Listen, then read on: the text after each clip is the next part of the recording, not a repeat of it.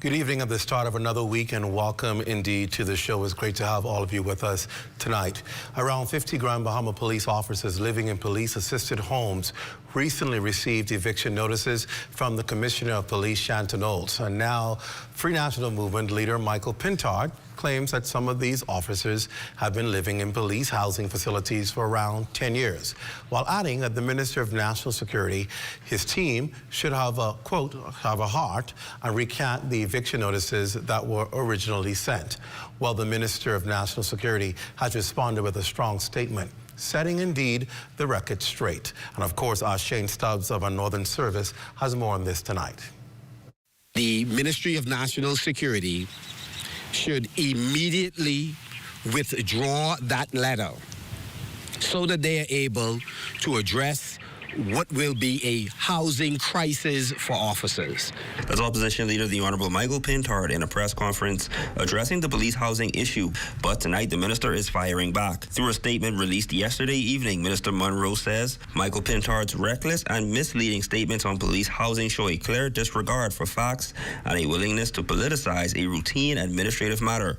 Before making baseless claims, he should have done his due diligence and sought the truth instead of irresponsibly spreading falsehoods. The facts are clear. No police officer has been forced onto the streets. The housing assessment applies to officers who have lived in government-provided rentals for at least 5 years, some for as long as 2 decades, at the expense of the police budget. Every officer was given ample notice and multiple options. Officers received 3 to 6 months notice to transition to private accommodations. If additional time was needed, they were instructed to make a formal request. Not a single officer has submitted such a request. The Commissioner acted within the law and long-standing policy. The force's standing orders outlined the rules regarding housing, and officers who were unaware of them were provided copies. Some officers had already secured private housing while still occupying government rentals. The statement furthers, once an officer is deemed domiciled, meaning they have lived in a government-provided residence beyond the entitled period of 5 to 6 years, the financial obligation should no longer fall on the government. The reality is that for years, the government has continued to absorb these housing costs despite officers surpassing the period of entitlement. This has resulted in a situation where public funds have been used for expenses that should have been the responsibility of the officers themselves. The Commissioner of Police is now correcting the issue by enforcing the standard policy.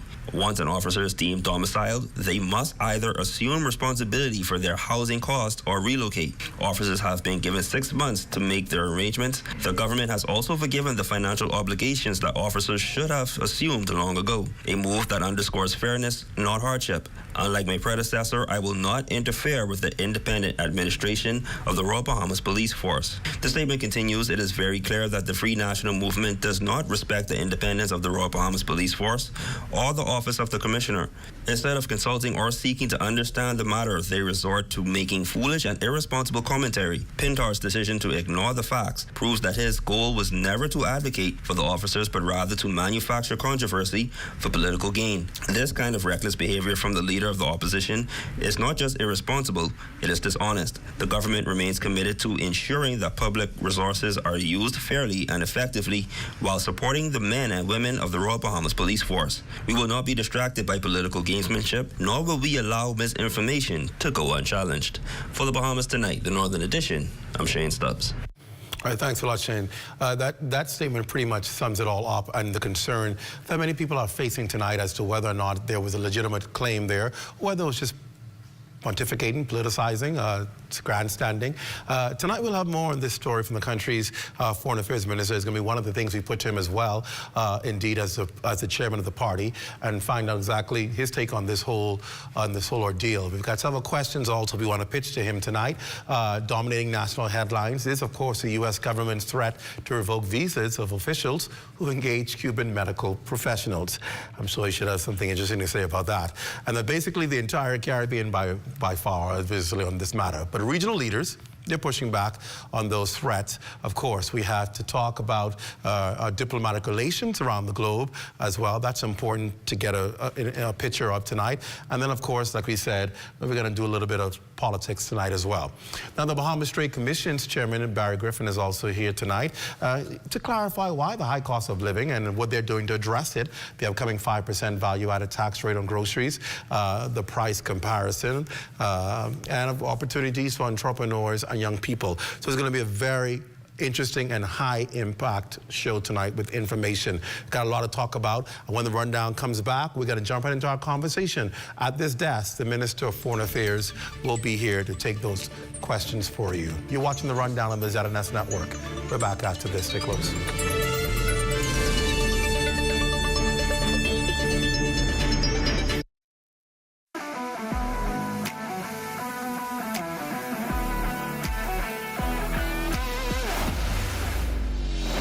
I'm a striping group of companies. We have been in Exuma now for the past 4 years, carrying out our paving program. A part of our company's philosophy is to do some work to international standards. So when you look at our paving division, we have a state-of-the-art lab to do all of our testing in-house, as well as a state-of-the-art asphalt plant with a trained technician carrying out the work on that site. The overarching goal of our company is to produce the work that we're doing in the entire Bahamas to international standards. We also make a difference by the training of our staff. We have a very intensive training program going on to where we are teaching young men how to learn the art of striping. Being a young man myself, I've made mistakes in the past. I was given a second chance to better my life, and it's only fitting that we pass that along. What's important for us is giving them a second chance for them to get a skill and a career that could take them further in life.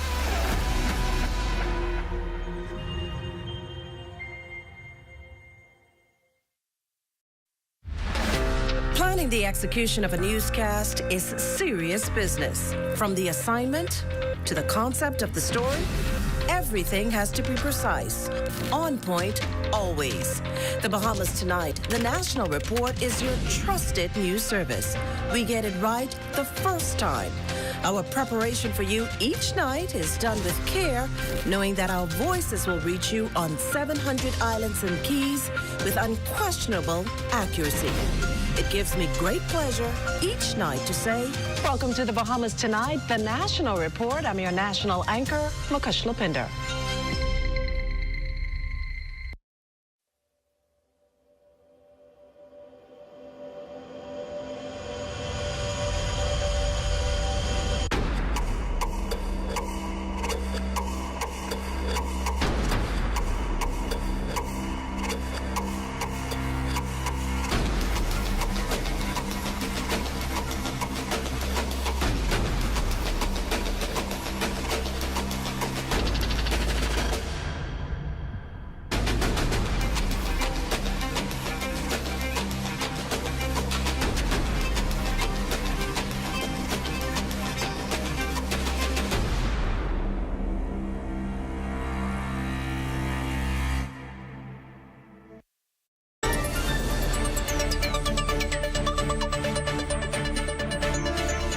Welcome back to the rundown. A pleasant good evening to all of you joining us either in the Lion's Den or if you're, of course, on YouTube or wherever you're getting your platform from tonight in the region and around the world. Good night to all of you. Thanks for joining us. Well, the Bahamas has played a dominant role on the regional and world stage. Since independence, we've formed diplomatic relations with many countries pretty much around the world. It has not changed. It's been that consistent. Heading this portfolio is no stranger to Bahamian government, senior cabinet minister, and of course, National Progressive Party chairman and member of parliament for Fox Hill, the Honorable Fred Mitchell. And I think it's so important for us to also know that he's an attorney, but more importantly, former journalist, having spent some time here at the Broadcasting Corporation. And I'm even told a fun fact tonight that we can mention about him is that in May, the minister will celebrate his 33rd year in Bahamian politics. Yeah. Wow, that's a long time. Of course, he travels around the world representing us on diplomatic ties. Minister, welcome to the show. Good to have you with us. Yes, back to my old desk here. Yeah, there you go. Welcome home. Right. So obviously, we want to jump right in and talk about a couple of things that are concerning Bahamians tonight. Of course, the first one would be what actions or steps are being taken by the Bahamas government to respond to the allegations by the United States of, quote, forced labor being used in the Cuban work retention program. The Prime Minister's made it quite clear that the bottom line is the Bahamas government is not involved in any practices which violate the international labor standards. This is a bit of a storm in a teacup, and perhaps many people think is ideologically driven.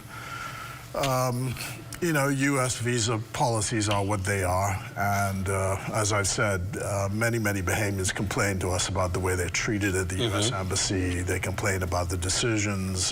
They seem arbitrary, whimsical, but their law as I understand it, makes visa decisions subjective. So basically, the consular officer can make it on whatever basis it feels like. But the country's reputation should not be damaged by allegations or insinuations that are really inaccurate. And the Prime Minister basically is speaking up for the truth of it, and the facts will out. We assume that we're dealing with rational actors here in the United States, and if the truth comes out, the truth should prevail. We have seen a lot on the international scene, perhaps those last 6 weeks, the decisions of the United States and their administration, and some people can describe it as far as, left as you want it to go, or as far right as you think it should go. But nonetheless, there have been some strange decisions made. And the concern is, will that pressure be put on the Caribbean region, in particular the Bahamas, if they don't believe we're cooperating to their liking, I like to put it. Is there a concern, serious concern there? Well, let me put it this way. The Bahamas is tied to the hip, the United States, in its economy and its geography. That's not going to change anytime soon. There are major trading partners, major investors, and it's really the same for the entire Caribbean region. So, Pierre Trudeau had a famous saying about, whether someone of a gentle persuasion or someone of other persuasion is in charge in the U.S., it is what it is, and you just have to adjust to what it is. A small country doesn't have an army, doesn't have the economy to fight back in that way, but it does have its voice, and it has its moral values. And if 1973 is going to mean anything at all, it is to speak up when there's something which adversely affects our country. We have a responsibility to do that. We can't speak for what the other party is going to do. That's their business, what they do. But we can stand up for ourselves. Having said that, there's a very thin line that you have to walk with this, because I noticed, for example, all of the text messages coming to me, you can't let these people bully you and all the rest of it, right? That's all fine. I understand that on one level. But on the other hand, all our food comes from them. Yeah. I think you're going to talk a bit about that later on. All our food comes from them. All the inputs into the tourism product comes from them. All the tourists come from them. So you've got an interest in maintaining and protecting those interests. So that's why I've said decisions in the past by the United States have affected our economy. In 1919, I think they passed a constitutional amendment, if you could believe it, that you couldn't drink liquor.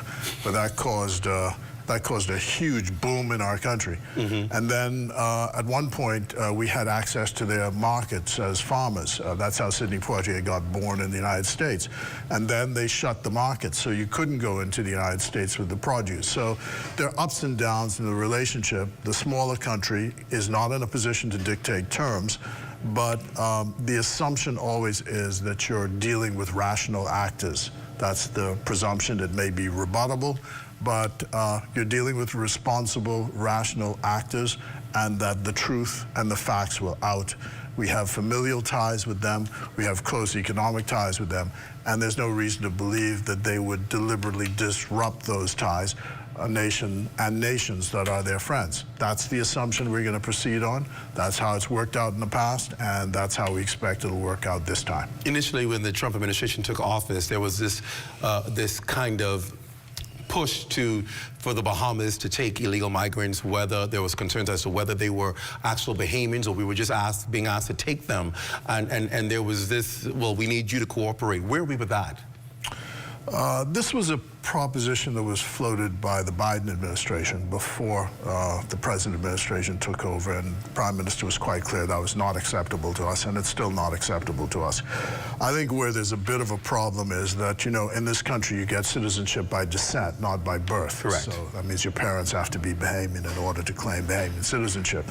And so there's this category of people, largely from our neighbor to the south, who are born here, have a right, conditional right, I guess you'd call it, to apply for Bahamian citizenship at their 18th birthday and before their 19th birthday.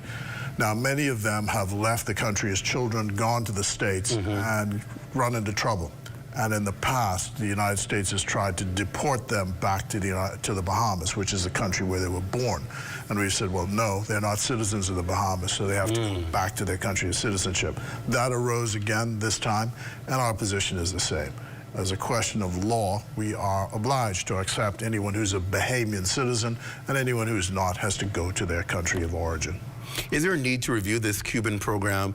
I know there have been talks about concerns about it. Is there a need to review the Cuban medical mission program that we have in place, or do you maintain that it's sound and all of the checks and balances have been put in place? Well, as I said, the general proposition is there's no evidence, as far as we can tell, that we violate any international labor standards. Of course, when your neighbor shouts and says there's a problem, you always examine the problem to see the truth or otherwise of what exists. So I imagine that those who are responsible for these programs will have a look at it. There's nothing we see by evidence that the assertions are correct. What we do know is that the medical practitioners from Cuba play an important role in our healthcare, and this is particularly so in a situation where there's active recruitment, aggressive recruitment from the United States of our nurses and doctors in this country. So we are using our public funds to train nurses and doctors who then go and work in the U.S. We lose them to the U.S., and then as a result we have to recruit in other areas, and then you have this, what I call this Hobson's choice, which is not really a choice when they make assertions of the kind that we now see. We'll see. As I said, the assumption is, and people keep smiling at that point, but the assumption has to be in diplomacy and in law that we are dealing with rational actors, and rational actors will act in favor of the truth. We certainly hope somebody will watch that. I want to get back to something you mentioned in your comment, and I thought it was something we should go back on. That is, of course, concerns and complaints from Bahamians trying to get visas in the U.S. Embassy. Is this something that you have formally complained to the embassy about or sought to seek about? No doubt many Bahamians who have to apply are going to be concerned as to whether they'll get a fair shake at it. Yeah, we have formally complained, and formally complained to previous administrations, and the complaints obtained. And the difficulty is we have a difficulty explaining to Bahamians that the foreign ministry has no control or influence over decisions made by the U.S. with regard to visas. Having said that, as a public proposition, there are some people who say Bahamians or Caribbean citizens or foreigners do not have a right to go to the United States. And I suppose in one legal aspect that is correct, but I was looking at the Universal Declaration of Human Rights today. People have a right to leave their country. Doesn't say they have a right to go to another country, but the corollary of that is, in fact, that you have a right to enter a country and to go there for trade and commerce and all the rest of it. And you should be treated with respect with regard to it. And there should not be things which prevent you from going, either artificially constructed or ideologically constructed. And most Bahamians only want to go there to go shopping or for medical care, health care. And the other thing is for education. And to me, it's just a little too numerous now, these complaints about this. And we have an obligation to raise it with them to say, hey, you have to have a look at this and see whether, as rational actors, you are actually acting according to law and rationally with regard to the decisions you're making about Bahamians who wish to access your country. We do have some Bahamians whose status is in limbo in the United States. Has the Ministry of Foreign Affairs been in contact with them, and what is your message to them? I think they said there's something like 400 odd people who are in the minute compared to other countries. Yeah.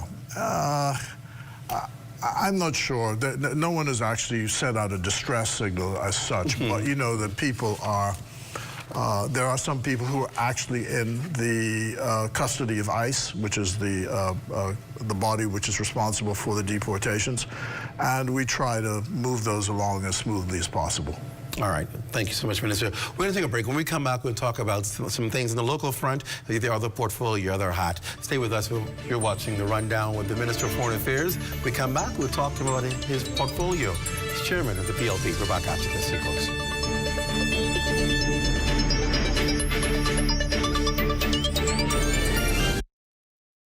We're here at the Nassau Village Community Center project, where over the past 17 months, we've hired over 20 Bahamian subcontractors to bring this beautiful project to fruition.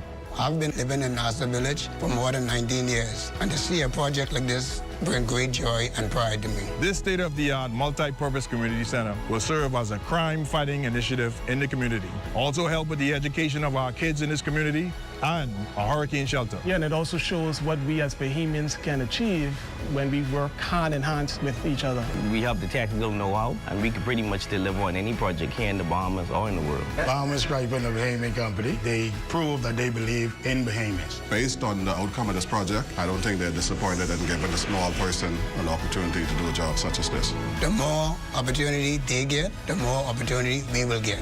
If you look around and see the work done so far, it just shows what we as Bahamians can do. For more than 30 years, thousands have attended the annual Bahamas Bridal Show to enjoy a spectacular fashion show, fun and games, food and champagne, and $30,000 in prizes, including honeymoons. On Sunday, March 23rd at Grand Hyatt Baha Mar, come see the reason the Bahamas Bridal Show is the ultimate experience for weddings and special events. Show tickets, $75. Call 421-9783 or visit bahamasevents.net. The thought of colon cancer never really crossed my mind until 2019, when a very good friend of mine was diagnosed with stage 4 colon cancer. I was shocked. Everybody was shocked because he was a picture of perfect health.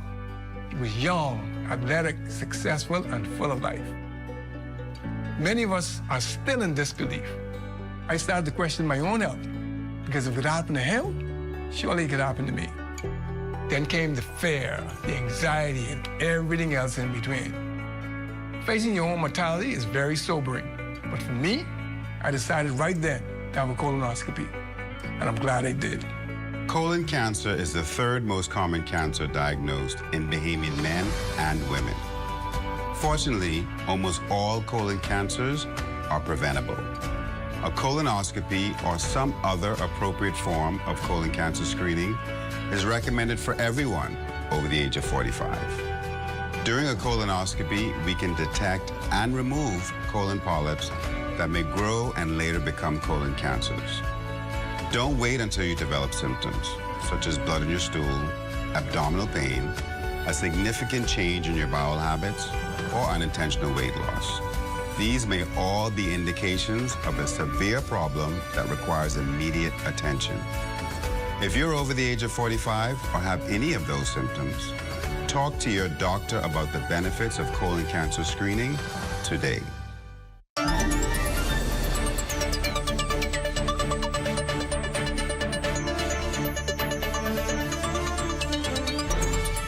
Welcome back to the Rundown. My conversation tonight is with Minister of Foreign Affairs, the Honorable Fred Mitchell. We've done talking about a lot of the diplomatic stuff internationally. I want to talk more on the local front now as chairman of the Progressive Liberal Party.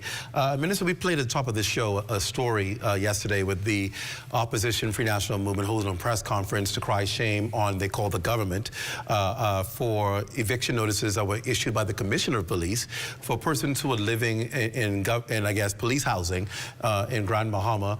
And according to the information, these were persons who have been living way past the time stipulated for living in those areas. Some of them living there for up to 2 decades, we understand. There are other police officers waiting to get into those homes. They were given notice. They were told if you needed to stay longer, write. No one wrote. So they assume that everybody has found their way. We've been told that some persons are actually, we told a couple who's living there is actually renting apartments elsewhere. Obviously they're finding a way to capitalize on the whole movement thing. And then a statement came yesterday from the Minister of National Security, crying shame on what he called it to be politicizing this. Your response, you talked about it in your daily voice notes. Your response to this? Well, I used to be public service minister, and there's this policy on domicile. And after you've been in place for 5 years, you lose all the allowances. That's so in the Foreign Service. Now, what tends to happen in our country is these things lapse. Nobody pays attention to them, and then it just goes on and on and on and on. So the Commissioner of Police has decided to make a decision on this. As they say, there's a new sheriff in town, and you could argue that you should or shouldn't, would not. Opposition parties, their job is to rattle our cage, I suppose. So, I mean, he looked, you know, the dramatis personae, the two of them with serious faces, and, you know, we was withdrawing this eviction notice straight away, right? Oh, shaking our boots. But the serious point is that the minister said in his statement that if anyone has some issue arising out of this, then simply approach the authorities, and there'll be some adjustments made for those particular cases. So far, that's not been done. So I think Mr. Pintard doesn't have the political capital that he thinks he has in this particular situation. Anytime the PLP is involved in something and people are in distress or they have to appeal to the human side of things, we always err on the side of that, and I'm satisfied the minister and the Commissioner of Police will do that. All right, let's talk a little bit about the political front. You're the chairman of the Progressive Liberal Party.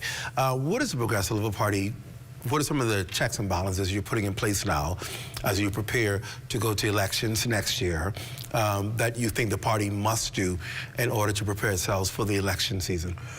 Well, the first thing is you got to put your brain in gear for the fact that we are entering campaign season. And over the weekend, we had 6 of our branches together with a consultant who was going over the whole thing of statistics and data and targets and all the rest of that, and swapping stories about how people can prepare themselves for canvassing and what they should say in canvassing.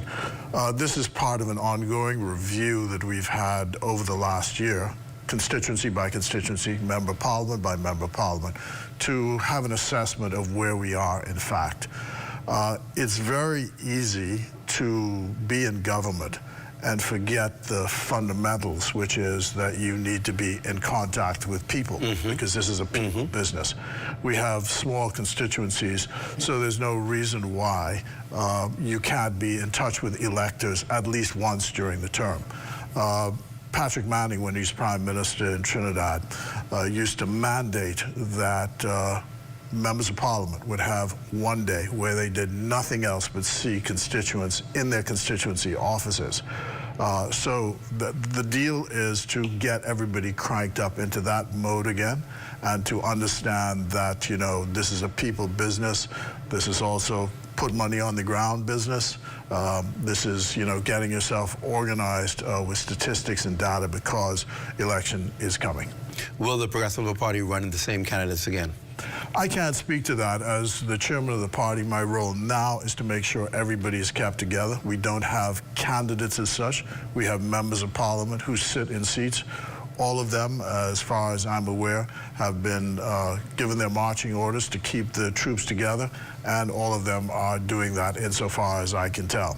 I've been really pleased at the volume of branch meetings that take place on a monthly, weekly basis. I try to go to as many of them as I can, and to thank people for their support, because this is a people's business. It's a volunteer business, to listen to what people have to say and to make sure that the government's policies and the application of those policies are adjusted to what people are actually saying on the ground. You have to be really careful not to live in a bubble. I'm glad you said that, because there's been concern that the Progressive Party's base has had concerns about either being ignored, being overlooked. When you came to office, they weren't helped, they didn't get all that sorted out. And now, normally, parties would need the same base to be on the ground talking to people. How's the Progressive Party bridging that gap? Again, there's an old ad, I think it was for Delta Airlines, but and it's talking about, it starts off with a man in a factory, and he's saying how an old customer called him up and said, "I don't understand this organization anymore." And he says, "I bought some Delta Airlines tickets, and you're all going back to the markets, and you're going to check with them, and, you know, so you reintroduce yourself to old friends and introduce yourself to new friends." And that's where we are. Every member of parliament, every senator has been given the marching order that you have to go back into constituencies if you don't already.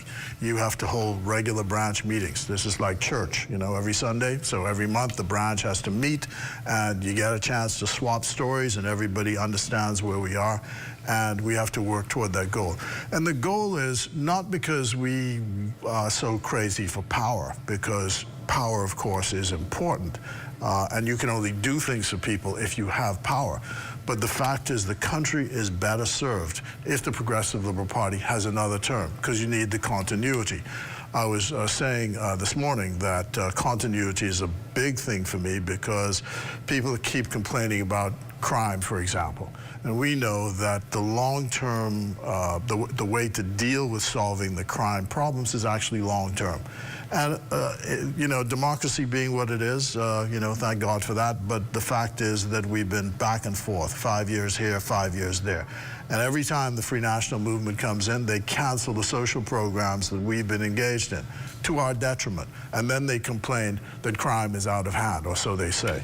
But if we have consistently the two terms, I think the country will appreciate the stability, the consistency, the peace, the less violence that will ensue as a result of consistent policies. And that's really why we're arguing for the second term, not for aggrandizement, but for the best interest of the country. And where people feel that there's a default, please, please, know that you have members of parliament and senators who are accessible to you, and please, make sure you access them. And if there's a default, we've got a party central office, get in touch with us, and we will try and rectify whatever those situations are.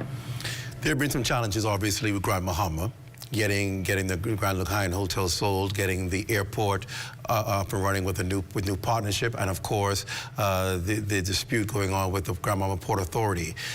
Do you believe you have enough success to tout in Grand Bahama to say, give the Progressive Liberal Party a second term? Again, my argument is the consistency, standing up for the Bahamian community there. I think West Grand Bahama is an example of the way that investments play out to the benefit of people, and we certainly will be defending Ginger Moxie's seat with all the moxie that we've got, and we're going to target the leader of the opposition seat to make sure that he's as uncomfortable as possible during the campaign coming up. You know, so if he keeps his job, it'll only be by the grace of God. Let's turn and talk about the concern about corruption. It was mentioned in a U.S. report, and it's something that the opposition parties have been using and saying this government, this administration is corrupt. What do you say in response to that? That's a piece of fiction that has been trotted out by the Free National Movement over many years. The interesting thing, of course, is that they trot it out, but it doesn't work because they lost the election after trotting that out in 2021. They're trying to find scandal again where there is no scandal. And they try always to employ the language of American reports about what is supposedly going on in the Bahamas.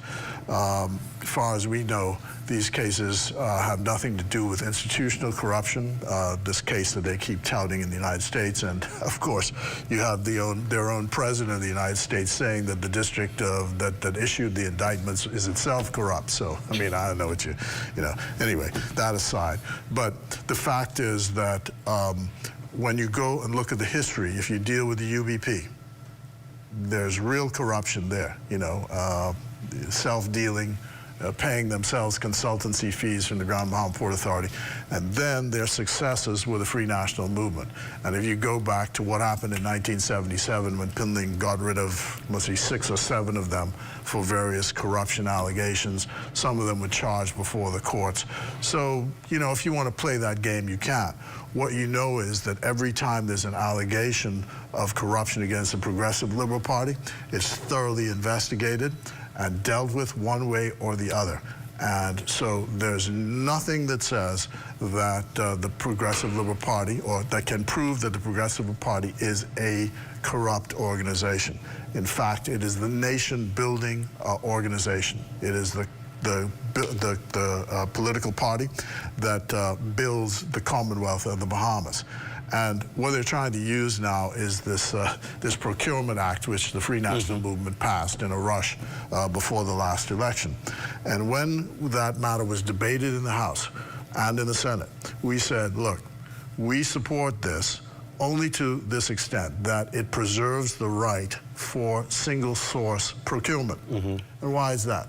Because the way the deck is stacked in this country economically, if you don't have single source procurement and the ability to have affirmative action, the same suspects will get the contracts each and every day. And we said we would not support that aspect. Once that was included, we support it. So don't come with this stuff about single sourcing or as if something is wrong and that it's directed toward political cronies and all the rest of that. In each case, when you check single source procurement, you will find that the law on it was followed meticulously and to the letter and spirit of the law. But the idea is to help those who are at the bottom of the rung to get a lift up to the top. And that remains the Progressive Liberal Party's mission today and going forward. Elections around the world, incumbents have been challenged with the issue of cost of living. How does this administration expect to address that? Well, one of the things I think we ought to engage in is public education because as I said, we are appended to the U.S. economy. All of the inputs into this economy come from the United States of America. So policies which inflict high costs on U.S. goods, we import the inflation. So people ought to know that the inflation we have is not inflation by our own making. It's inflation which is derived from another source. And so the Bahamas government is doing what it can to manage that. You'll soon hear the extent of alternative markets and trying to find cheaper goods. But remember that our main trading partner is engaged in a trade war itself with others. They've decided to pursue a particular methodology to accomplish gains for their economy, and that has knock-on effects on the Commonwealth of the Bahamas. I think a good question to wrap up on is what people have been asking. I've been watching them online, and the question here is there going to be an early election? Not that you're going to come out and say, yes, there will be an early election, prepare now. But I guess the question should be, is the Progressive Party, do they see the needs for an early election, or is there still more work that needs to be done? Well, we've got a mandate for 5 years. The term began the 10th of October, 2021. You count 5 years from the day of the first meeting of the House of Assembly, 5 years later. So the mandate runs out the 10th of October, 2026. There's no reason, I can tell, to have any general election. There's no crisis. There's nothing which suggests otherwise. So you serve out your term. They want to push us into a mistake that their former prime minister made. Poor them, 8 months, call the election 8 months early, and lost 8 months worth of salary. They're still mad with him today for that, but hard luck on them. We ain't pulling that maneuver. All right, I'll give you the final word. How would you describe the Progressive Liberal Party's term in office? I think we've brought stability to the country. We've set people free, so to speak, because we were locked up in our homes by this man who promised that he was going to save our lives, but 500 people died anyway. So we're free of all of that. The tourists are back in the streets. There's U.S. dollars in people's pockets. So that should be a good feeling. Having said that, inflation is cutting a swath through the country. There are many people who feel they've been denied the opportunity of the good times. So we can't live in a bubble. As I said, we have to be sensitive to those things and get back on the ground and listen to what people have to say and respond to what people have to say so that they can say, well done, you've earned a second term. All right, Honorable Fred Mitchell, thank you for being on the rundown. Thank you, it's my pleasure. Appreciate it. Stay with us tonight. When we come back, we're going to talk to the Bahamas Trade Commission Chairman, Senator Honorable Barry Griffin, and we're going to talk about cost of living some more and what the plans are and what they're doing to address it. You're watching The Rundown. We're back after this. Stay close.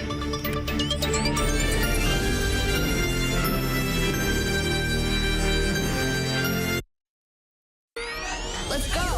At Frame Studio, as soon as you enter the door, we showcase any individual that comes in there and make it feel like they are at home. The space itself is 1,800 square foot. Our side wall, which is industry standard also, is 24 feet wide. You can do anything that you can possibly think of. At Frame Studio, under our theme, Now Create More, we look at Frame Studio as a canvas, and any artist knows a canvas is blank, and then you create whatever you want to do, right?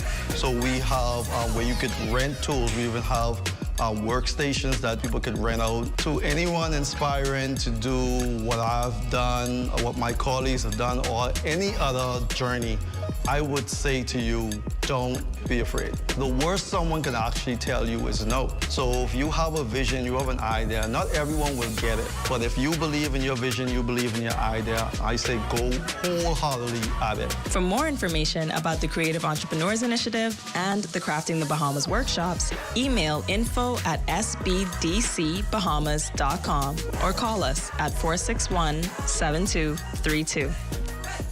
We seem to remember our athletes when they make us proud at the finish line. Throw a Junkanoo parade when they return home, toss them a few dollars, and then forget about them until the next Members of the prestigious Fourth Estate should never sell themselves to any politician. Instead, keep their hands and noses clean in order to publish or broadcast the unadulterated truth. Well, that's how I see it anyway.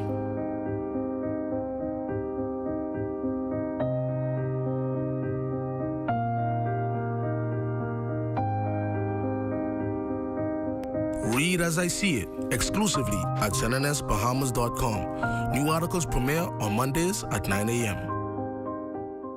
Did you know that if a fire starts in your home, you may have as little as 2 minutes to escape?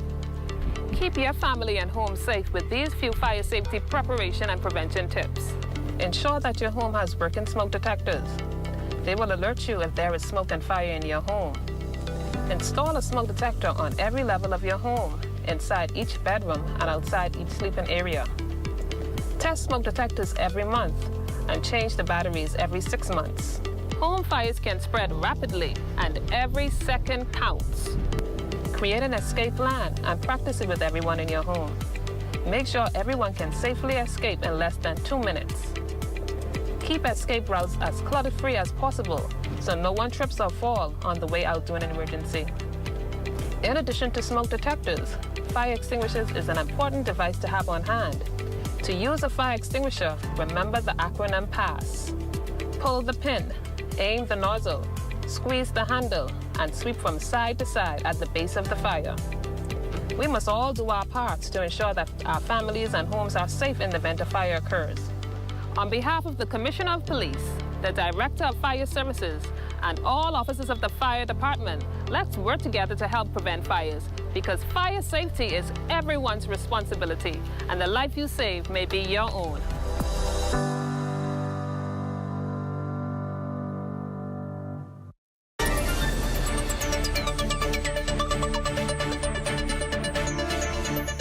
Welcome back to the Rundown. Well, the mission of the Bahamas Trade Commission is to canvass the Bahamian business community to pretty much understand their concerns with regards to various agreements where there is a potential that the Bahamas would be a party to international organizations like the World Trade Organization and inform them about the developments in the negotiations regarding membership. Well, joining us tonight to talk about a myriad of topics is Bahamas Trade Commission Chairman, Senator the Honorable Barry Griffin, and Supply Chain Specialist Liliana Russell. Gentlemen, welcome to the Rundown. Good to have both of you here. Thank you for having us. Good evening. Good evening. Good to be here. Obviously, I want to break it down so that our people understand really the work that the commission is doing, because at the end of the day, it means one thing to Bahamians. Yep. Am I going to pay less? Yep. I'm going to be able to afford what I need to buy, and what are you going to do to change that? So let's talk really about that first of all, in the fact that this commission has been established really to establish new trade opportunities for the Bahamas.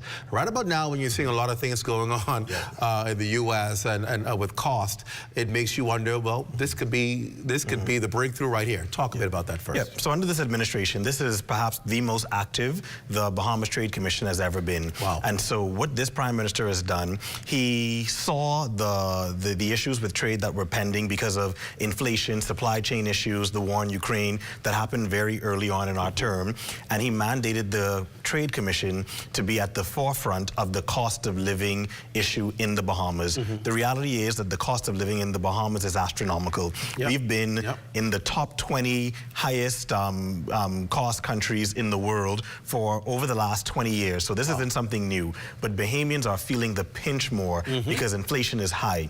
And so we've been mandated to look at our various trade agreements, look at the trading relationships we have with countries around the world, take advantage of the great diplomatic relationships we're building around the world through the Prime Minister's travel, through the work of the Ministry of Foreign Affairs, and basically to turn those into opportunities for the Bahamian people. So our first and foremost goal is to be at the forefront of lowering prices here in this country.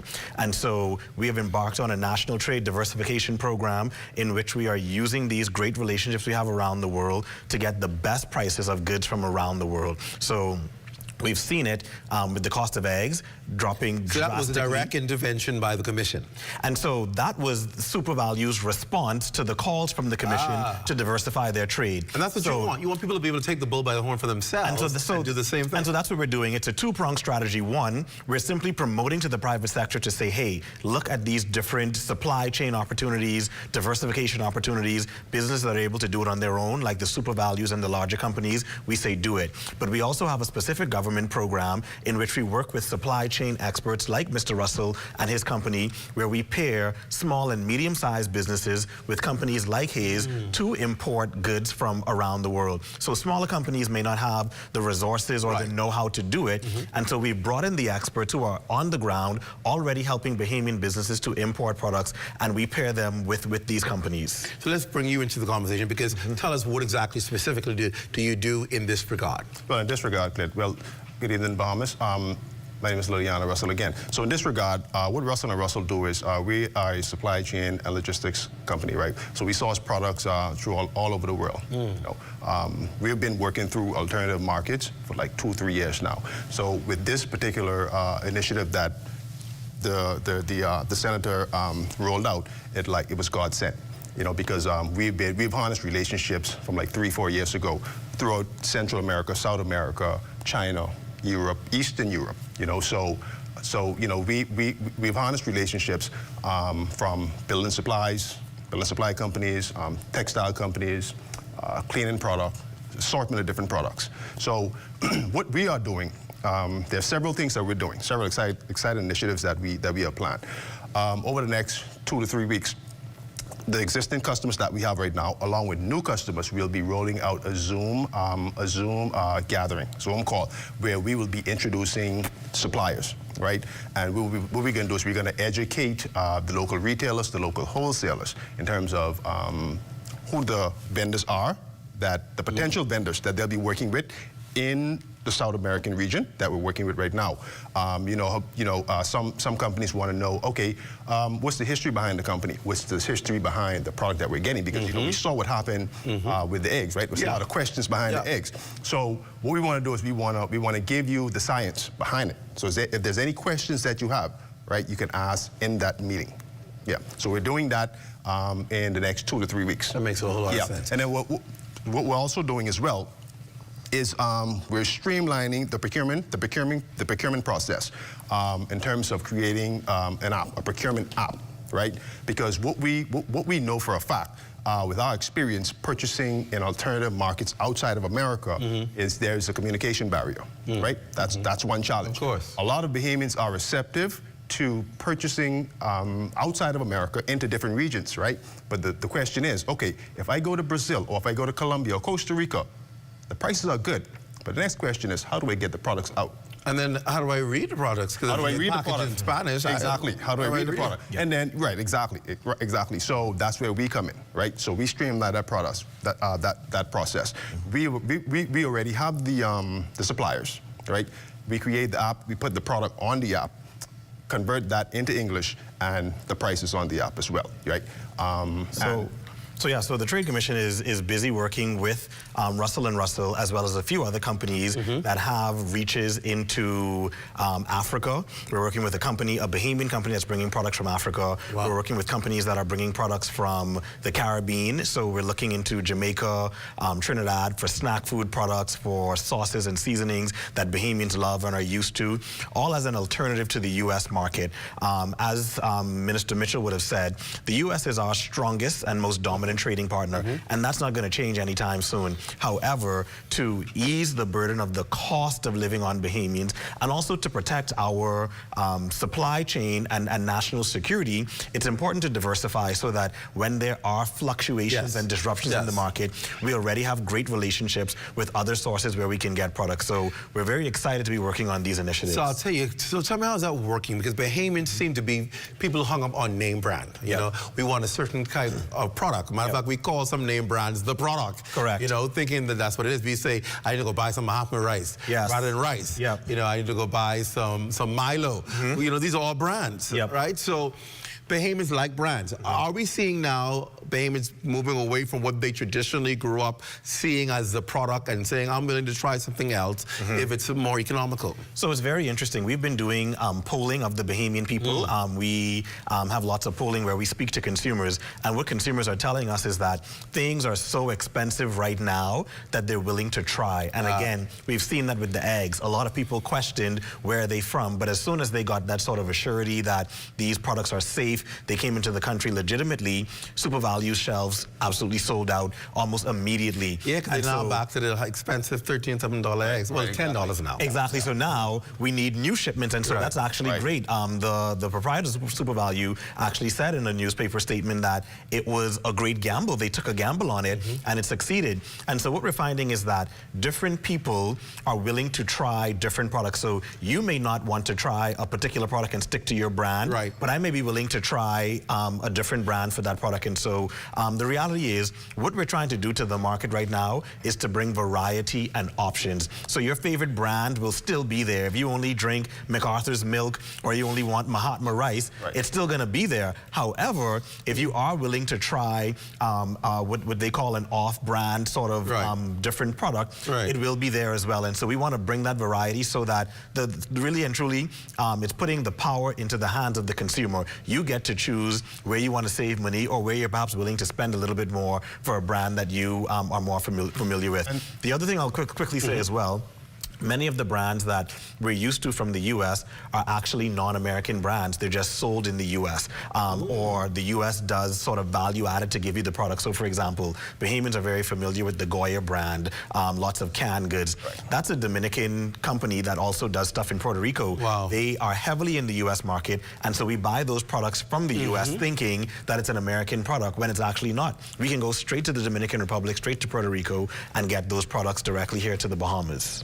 I do have a view online asking what number do we sign up for the Zoom meeting? Okay, so yeah, the number to sign up for the Zoom meeting will be 359-3735. So you can just text that number. Right, 359-3735. 35. And that's how you can get a part of it. I'll give you the last closing remarks. Go ahead. What do you want people to do? Because obviously we need buy-in, right? Because obviously it's about the numbers and the bulk.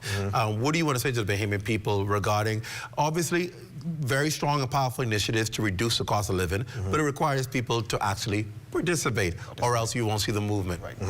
So the thing that the government and the Bahamas Trade Commission wants to get to the public is that our only concern is lowering the cost of living. The reality is the world is changing, the trade landscape is changing. We see every day different pronouncements coming from different parts of the world that will affect us here in the Bahamas. And so we want the business community in particular to be open to change, to be at least willing to speak to new suppliers, new manufacturers. We have lots of trade missions that we're planning where the government will have representatives on the missions, and some of the missions are strictly for business people to go and meet the suppliers in person, go to the farms, go to the stores, go to the factories and see these things happening so that you can come back more educated and inform the Bahamian consumer of what you've seen. So our mission in this, be open-minded and be willing to bring back cost savings to the Bahamian people. Sounds good. Gentlemen, thank you both for being on the rundown tonight. We've gotten the conversation started. We're going to have you back to talk more in detail on how the programs are working. Thank you for being here. Thank you so much. Our pleasure. That does it for the rundown. Be sure to stay locked on the ZNS Network.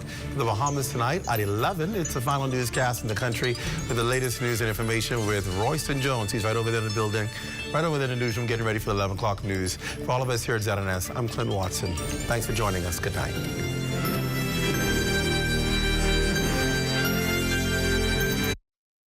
After 30 years of banking, I've decided to take a leap of faith. I moved from banking into an untapped industry, which is manufacturing in the Bahamas. And now we are standing on 3 acres of land